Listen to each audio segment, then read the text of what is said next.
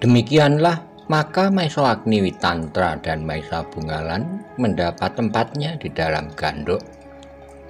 Mereka mendapat kesempatan untuk bermalam di rumah itu beberapa hari, tapi dengan pesan agar tidak seorang pun yang mengetahui siapakah mereka itu, justru yang dikehendaki oleh Maesa Bungalan sendiri.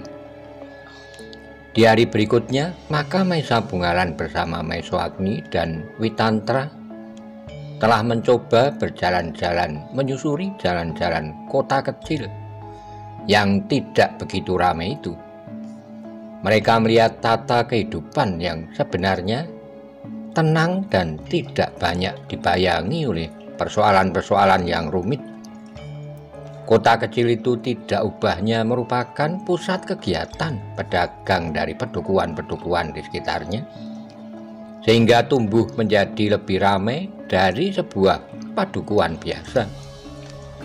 Apalagi karena penduduknya pandai memanfaatkan keadaan itu, mereka telah membuat tempat tinggal menjadi sebuah kota, lengkap dengan dinding batu yang meskipun tidak terlalu tinggi, gerbang di beberapa penjuru, dan sebuah pasar yang semakin lama menjadi semakin ramai. Pasar yang ternyata bukan saja merupakan pusat penjualan hasil sawah dan hasil kerja tangan mereka, tetapi juga merupakan arena pertukaran beberapa macam kebutuhan hidup yang semakin lama menjadi semakin banyak ragamnya. Tapi ternyata pasar itu kemudian telah dinodai dengan darah. Karena itu, ketika Maesa Bungalan bersama kedua pamannya sampai ke gerbang pasar itu, mereka melihat pasar masih sepi. Masih belum banyak orang yang berani datang ke pasar karena peristiwa yang baru saja terjadi. Dengan ragu-ragu Maesa Bungalan masuk ke dalamnya. Dilihatnya berbagai macam kegiatan yang masih nampak canggung. Tetapi agaknya para penjual kebutuhan sehari-hari, terutama untuk hidup, sudah mulai menjadi ramai kembali. Di sudut pasar, beberapa orang pandai besi telah menyalakan perapiannya. Mereka sudah mulai menempa meskipun dengan agak ragu-ragu. Sedangkan beberapa orang yang sedang berbelanja pun nampaknya masih terlalu tergesa-gesa. Hanya ada sebuah warung yang mulai menjajakan makanan dan minuman, desis Maesa Bungalan. "Kau lapar?" bertanya Witantra. "Tidak, tetapi apakah kita dapat mendengar beberapa cerita dari penjual di warung itu?" Cerita yang tersebar tidak akan terlalu banyak bedanya dengan yang akan diceritakannya. Tapi karena orang itu agaknya melihat sendiri apa yang terjadi, mungkin ada juga baiknya kita berbicara dengan mereka. "Marilah paman, barangkali ada juga baiknya kita singgah sebentar. Tapi ingat, namamu adalah Singkir," berkata Witantra. "Dan agaknya kita harus mempertimbangkan pendapat Ki Anjas jika ia melihatnya kita berada di warung itu." "Mengapa paman?" "Seolah-olah apa yang didangkannya kepada kita masih belum cukup, sehingga kita masih harus singgah ke dalam warung untuk memesan makanan dan minuman. Kita memang harus menjelaskan kepadanya bahwa jika kita singgah ke dalam warung itu, bukannya karena yang didangkannya kita anggap kurang cukup, tapi karena ada kepentingan-kepentingan yang lain." Demikianlah maka mereka bertiga pun memasuki satu-satunya warung yang telah menjajakan jualannya. Namun agaknya kehadiran mereka bertiga benar-benar telah menarik perhatian. Bagaimanapun juga mereka melihat kelainan pada Maesa Bungalan, Maesa Agni, dan Witantra. Setelah mendapatkan masing-masing semangkok minuman panas, maka Maesa Bungalan pun mencoba untuk memancing keterangan dari penjual di warung itu tentang peristiwa yang telah terjadi di dalam pasar itu. "Apakah Kisanak bertiga bukan penduduk kota kecil ini?" bertanya penjual itu. "Bukan," jawab Maesa Bungalan. "Aku adalah kemenakan Ki Anjas. Baru kemarin aku datang. kota ini menjadi bertambah sepi. Sedangkan pada beberapa saat yang lalu, aku melihat gejala perkembangan yang cepat. Apakah Ki Anjas tidak mengatakan apa-apa kepadamu?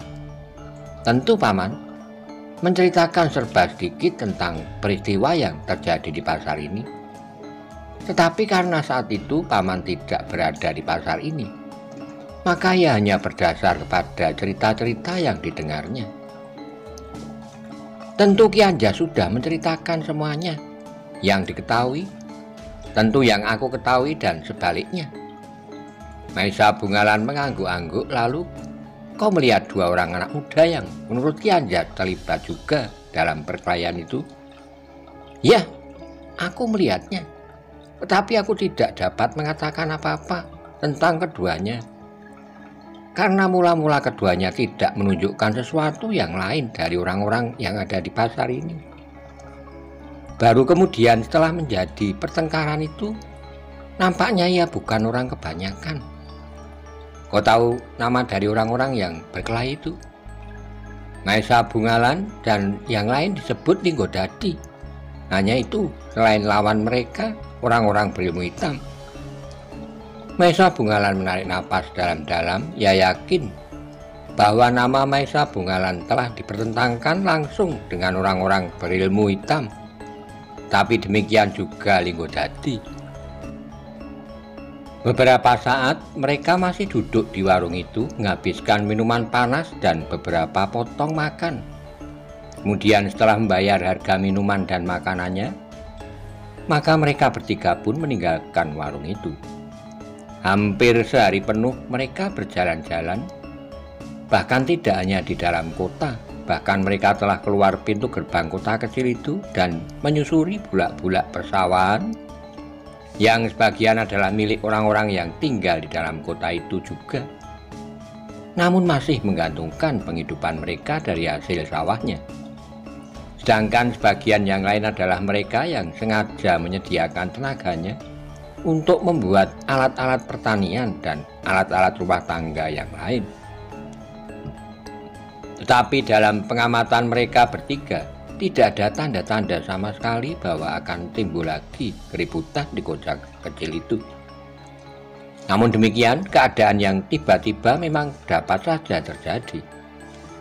Mungkin saat ini segerombolan orang-orang berilmu hitam itu sedang menuju ke kota ini, desis Maisa Bungalan. Maisa Agni dan Witantra mengangguk-angguk. Itu mungkin sekali, jawab Witantra.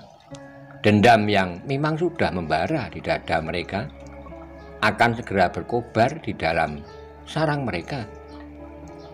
Dan memang mungkin sekali akan datang orang-orang yang mengendap dendam itu di dalam dirinya. Apakah kita akan berada di tempat ini beberapa hari seperti yang kita rencanakan, Paman?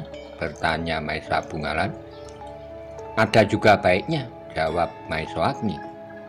Dengan demikian kita akan meyakinkan diri bahwa orang-orang berilmu hitam itu benar-benar tidak menendam pada kota ini, tapi kepada Maisa Bungalan dan Linggodadi.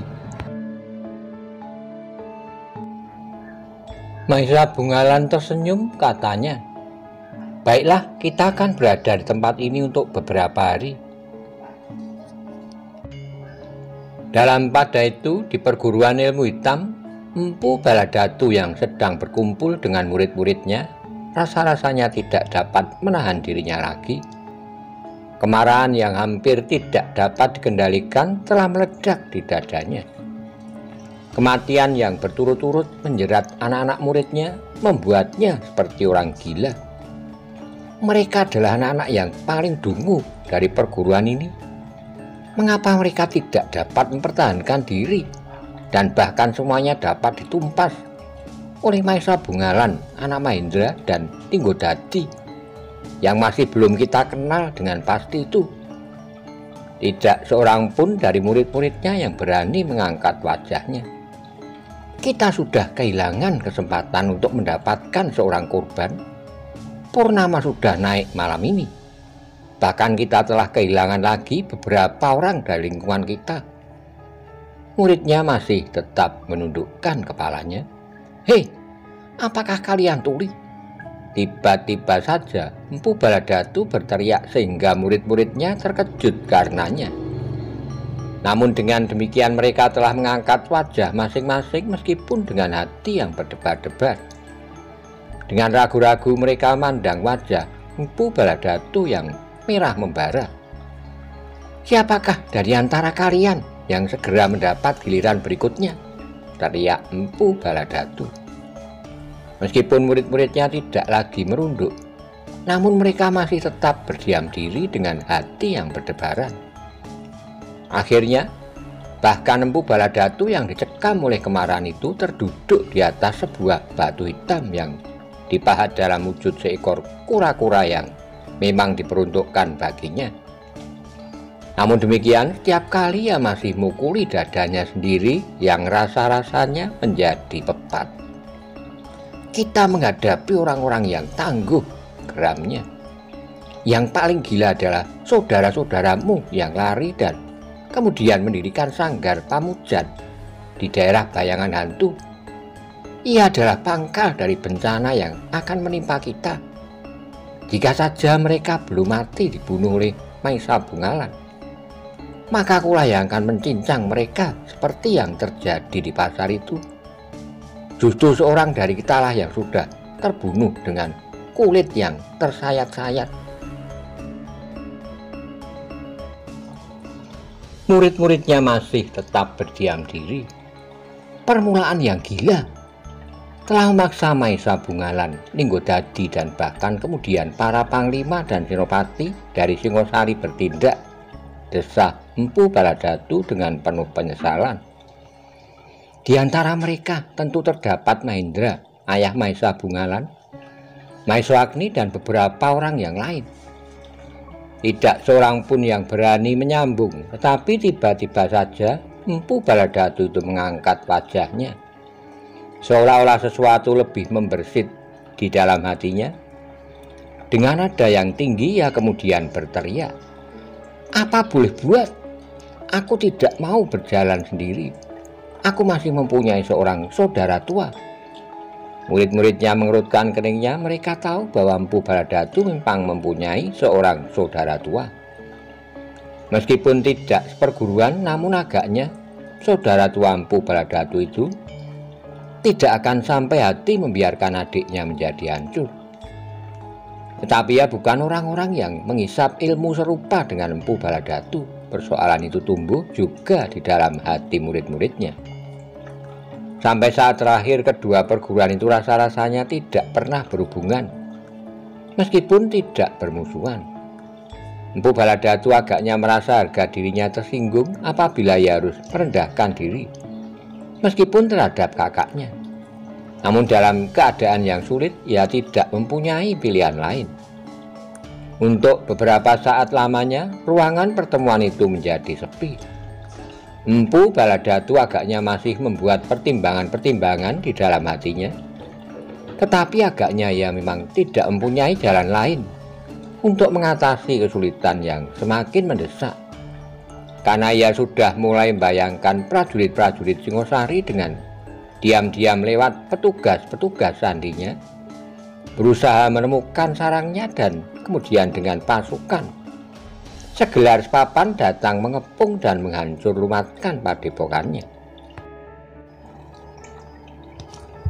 Bahkan mungkin orang yang menyebut dirinya Maisa Bungalan dan Linggodadi adalah prajurit-prajurit sandi. Tiba-tiba saja ia menggeram. Murid-muridnya yang mendengarkan pun menjadi berdebar-debar. Kemungkinan itu memang dapat terjadi. Dan mereka pun mulai membayangkan pula hukuman yang dapat mereka alami jika prajurit-prajurit Singosari kemudian menemukan bukti-bukti segala perbuatan mereka. Untunglah Empu Baladatu menyadari keadaannya dan ia bersedia menemui kakaknya, berkata murid-muridnya di dalam hati. Demikianlah Empu Baladatu kemudian memutuskan untuk menemui kakaknya, menyampaikan kesulitan yang sedang dihadapinya. "Kalian jangan berbuat apa-apa," berkata Empu Baladatu. "Selama aku pergi, kalian tidak boleh melakukan kegiatan sama sekali di luar padepokan. Bahkan kalian harus berusaha menghilangkan segala jejak yang dapat menumbuhkan kecurigaan atas kita semuanya. Jika terpaksa kalian harus bertempur melawan siapapun juga, kalian harus berusaha menyembunyikan ciri-ciri perguruan kita sejauh-jauhnya. Sampai saatnya nanti tiba, kita akan bangkit dan menguasai seluruh Singosari. Agaknya kita sekarang telah melakukan kesalahan. Sebelum kita cukup kuat, kita sudah melakukan perbuatan yang dapat mengundang malapetaka. Murid-muridnya hanya mengangguk-angguk saja. Tinggallah sebanyak mungkin di antara kalian di luar padepokan. 1-2 orang sajalah yang menunggui padepokan ini untuk melakukan kerja sehari-hari, sehingga tidak memancing perhatian siapapun juga yang kebetulan berada di sekitar sarang kita. Empu Baladatu kemudian menunjuk 3 orang terpilih untuk tetap berada di padepokan. Yang lain diperintahkannya tinggal di luar padepokan meskipun hanya di sekitarnya. Di Pategalan yang sebelumnya tidak didiami oleh seorang pun, karena Pategalan itu merupakan tanah garapan dari murid-murid Empu Baladatu sendiri. Tetapi Pategalan itu sudah banyak ditumbuhi pepohonan buah-buahan. Demikianlah maka pada dini hari berikutnya, Empu Baladatu dan 2 orang pengawal terbaiknya telah meninggalkan padepokannya, menuju ke padepokan kakaknya yang justru terletak tidak jauh dari kota raja. Peninggalan Empu Baladatu dengan patuh murid-muridnya melakukan perintahnya, bukan semata-mata karena kesetiaan mereka terhadap gurunya, tetapi juga karena mereka merasa cemas bahwa pembalasan akan benar-benar datang di saat gurunya tidak ada. Mereka memang merasa ngeri juga mendengar nama-nama Maisa Bungalan dan Linggojati. Belum lagi jika Mahendra dan para senopati Singosari ikut campur. Ternyata selama ini mereka telah salah menilai diri mereka sendiri. Mereka sebelumnya merasa bahwa ilmu mereka akan dapat menggetarkan seluruh Singosari. Tidak ada kekuatan yang akan dapat membendung mereka jika mereka mulai bergerak, meskipun jumlah mereka tidak terlampau banyak dibanding dengan jumlah prajurit Singosari, khususnya hanya yang berada di kota raja. Tetapi ternyata bahwa di hadapan mereka tiba-tiba saja telah berdiri Maisa Bungalan dan Linggojati, yang masing-masing digelari pembunuh-pembunuh orang berilmu hitam.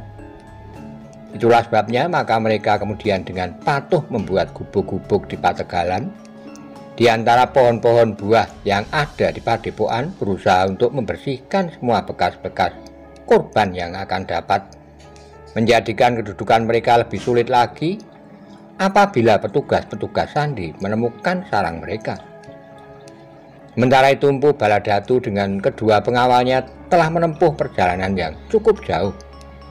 Mereka masih juga sempat melihat-lihat di sepanjang perjalanan apakah tanggapan orang-orang lain terhadap yang mereka namakan orang-orang berilmu hitam. Karena itulah maka ketiga orang itu tidak langsung sampai ke padepokan yang mereka tuju, tapi dengan sengaja mereka bermalam beberapa malam di perjalanan. Bahkan yang pertama-tama mereka singgahi adalah kota kecil yang telah menelan 5 orang korban dari antara murid-muridnya. Tapi dalam pada itu Empu Baladatu telah berusaha menyamarkan dirinya. Ia sama sekali tidak mengesankan bahwa ia adalah pimpinan dan guru dari orang-orang berilmu hitam itu. Bahkan Empu Baladatu telah menjadikan dirinya seorang tua yang ramah dan nampak sakit-sakitan. Dalam perjalanan yang jauh, orang tua yang lemah dan sakit-sakitan itu harus banyak beristirahat di sepanjang jalan yang dilaluinya, meskipun ia berkuda. Kehadiran ketiga orang baru di kota kecil itu pun telah mendapat perhatian dari para penghuninya pula. Tapi ketika mereka melihat bahwa seorang di antara mereka adalah orang tua yang sakit-sakitan, maka mereka pun kemudian tidak menaruh perhatian sama sekali. Juga para pemimpin di kota kecil itu sama sekali tidak menaruh curiga ketika ketiga orang itu mohon untuk bermalam di dalam banjar. Apalagi Empu Baladatu dan kedua pengawalnya yang terpercaya seolah-olah tidak dengan sengaja ingin bermalam. Hanya karena ketuaannya dan penyakitnya sajalah ia terpaksa berhenti dan bermalam. Kau dapat beristirahat menurut kebutuhanmu, berkata pemimpin pengawal kota kecil itu. Tetapi jika kau sudah merasa baik, kau dipersilahkan meninggalkan banjar itu. Terima kasih Tuan, Tuan sangat baik terhadap kami, jawab Empu Baladatu. Dengan demikian maka Empu Baladatu sempat untuk tinggal di banjar kota kecil itu. Ia sempat melihat pertemuan para pemimpin kota itu di banjar, dan bahkan ia melihat latihan-latihan pertunjukan dan upacara di banjar itu. Kota ini telah membunuh 5 orang di antara kalian, tiba-tiba saja. Empu Baladatu menggeram ketika ia melihat anak-anak muda berada di banjar itu. Kedua pengawalnya tidak menjawab. Tentu di antara anak-anak muda itu ada yang mempunyai darah yang paling manis untuk kita jadikan korban di bulan purnama. Empu Baladatu masih saja bergumam, namun kemudian, tetapi sayang bahwa kita sekarang sedang tidak memerlukan mereka. Kedua pengawalnya masih tetap berdiam diri, tetapi di dalam hati mereka pun berdesis. Kita dengan mudah dapat menangkap mereka. Mengapa kelima orang yang datang ke kota ini bersama Puguh, ia mengalami nasib yang paling pahit? Sesuai dengan keadaan dirinya yang sakit-sakitan, Empu Baladatu tidak pernah meninggalkan banjar. Tapi kedua pengawalnya lah yang melihat-lihat isi dari kota kecil itu. Bahkan ia pun berusaha untuk mendengar sebutan Maesa Bungalan dan Linggojati. Tapi seperti cerita yang tersebar di antara penghuni kota itu, Maesa Bungalan dan Linggojati telah lenyap dari kota tanpa diketahui oleh siapapun, seperti pada saat mereka datang. Gila, Empu Baladatu menggeram ketika ia mendengar laporan dari kedua pengawalnya. Sungguh gila, agaknya kita menemukan kesulitan untuk mencari kedua orang itu. Tapi mencari rumah Mahendra tidak begitu sulit, berkata pengawalnya.